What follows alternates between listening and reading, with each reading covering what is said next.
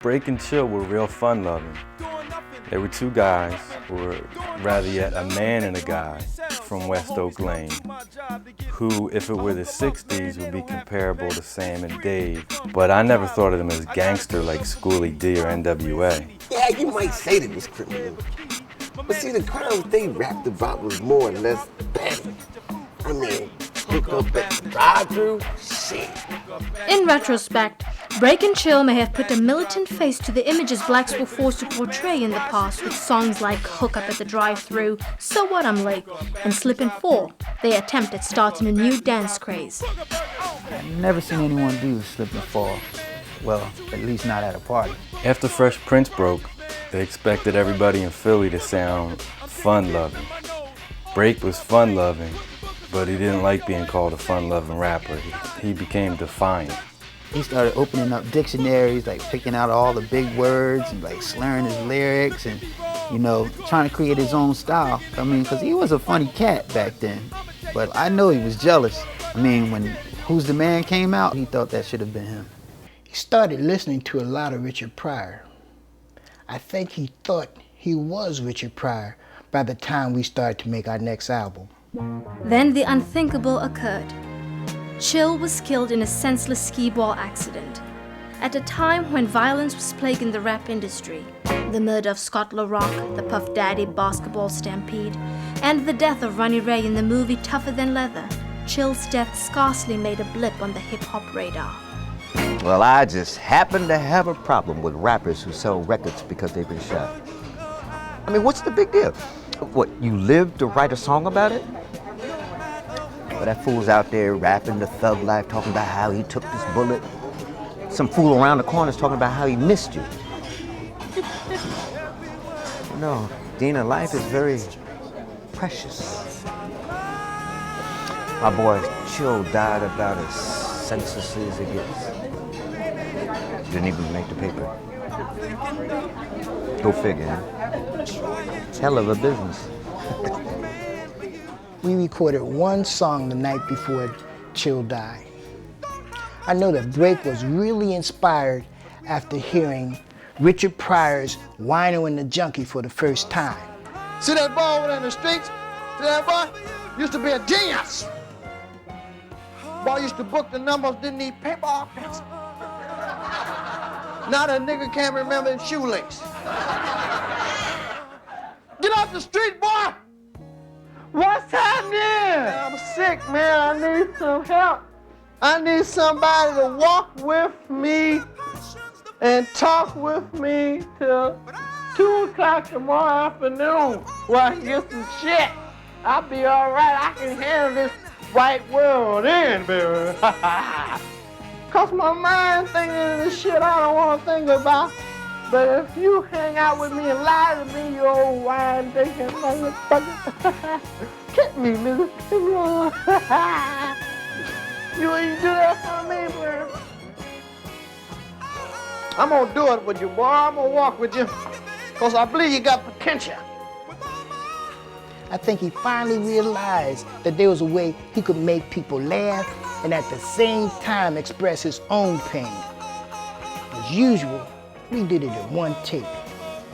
But this time, he didn't ask me to beatbox to the fade out. This time, we were short. 5 minutes, 55 seconds. He said, fuck Benny. Make him buy some new tapes for a change. He walked out the door.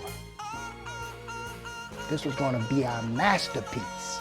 This was gonna be our artistic statement. But the label screwed it up.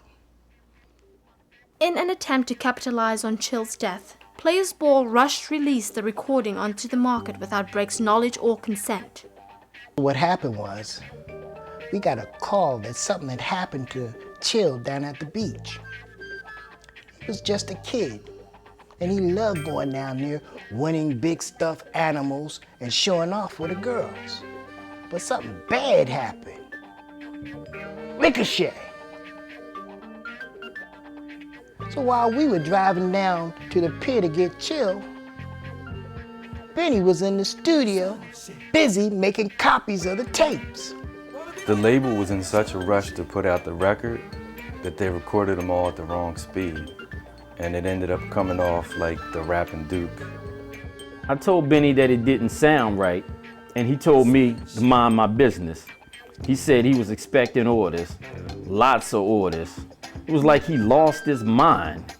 Those that were lucky enough to hear the original 22-minute, 45-second version of Where's My Crack, You Stole My Ripple, upon its initial release have eerie recollections. That record was corny. It was playing real slow. They had this guy on there sounding like Darth Vader. Da ha ha ha, da ha ha ha ha. But it wasn't on purpose. It was kind of like ghost shit, man. Like the ghost of Chill scratching with Break saying all these really big words, but really, really slow, man. Just say no to drugs, kids. What made it worse was Benny changed the logo on the label from a stretched out Cadillac to a big skee ball with a P written on it. Insensitive bastard said it was a cue ball, but everybody knew. So despite the hype, Break and Chill's final record together, Where's My Crack, You Stole My Ripple, failed to be even a minor seller. Breakout went back to his fast food job and didn't touch another microphone for 12 years. Then, in the summer of 2001, he discovered an ad in the newspaper. A new store was having its grand opening at the Franklin Mills Mall. All right, a new store opened up at the Franklin Mills Mall, and they were selling CD burners and computer software packages for about $600. Now, we didn't have no money at the time, so I told my brother to get a job there, kind of hook it up. Then on my job, I had a slight mishap with the flame broiler. Breakout was born, baby. I've been rocking and rolling, burning CDs and pushing buttons and flipping verbs ever since. You know, I'm shooting my music video tomorrow. You got to be in my music video. No, because you got that look. You got that little, whatever, just je ne sais quoi. No, yeah, you kick Beyonce in the booty. The digital revolution has enabled Breakout to live his dream, even if others may be forced to suffer.